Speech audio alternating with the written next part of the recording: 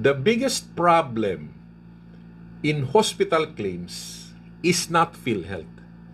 In the moment hospital leaders accept that, claims problems start to make sense. Ganun ho yun.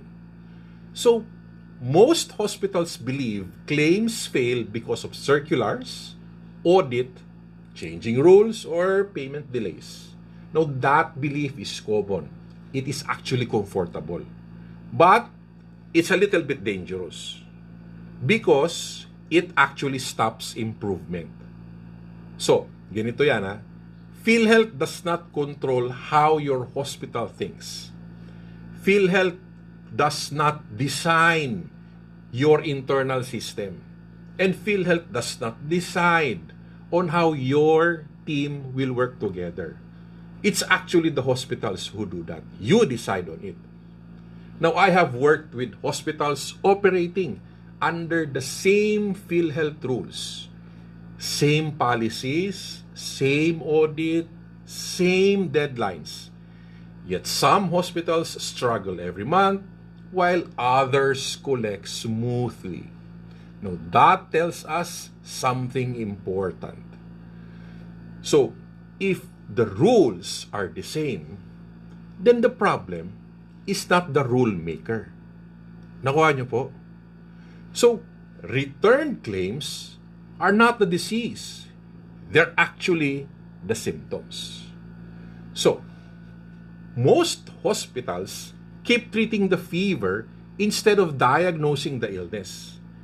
They fix claims after they are returned, after they are denied, after revenue is already lost. No, that is not claims management. So that is damage control. I hope you see the difference. Now, let me ask you 3 questions. Hopefully, you can answer it quite honestly. First question is all about time. How long does your hospital react after a claim is returned? Is it days? Is it weeks? Or only when the losses becomes obvious? If your fixes happen only after the rejection then it's already late. Okay? The next question is distance. How far is top management from the actual preparation? Do leaders only see summary reports or do they understand where claims fail before submission? So the farther leadership is from your documentation and workflow, the more expensive mistakes become. Okay? Now, the third question is silence.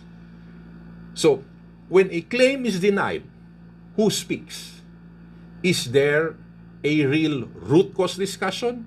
Or does everyone blame Philhealth, billing, or even the doctors? Now, silence protects comfort. But silence, at the same time, kills improvement. Okay? So, if your hospital shows delay, distance, and there is silence, then Philhealth is not your biggest problem. Your hospital system design is the problem. So, the real problem in hospital claims is this.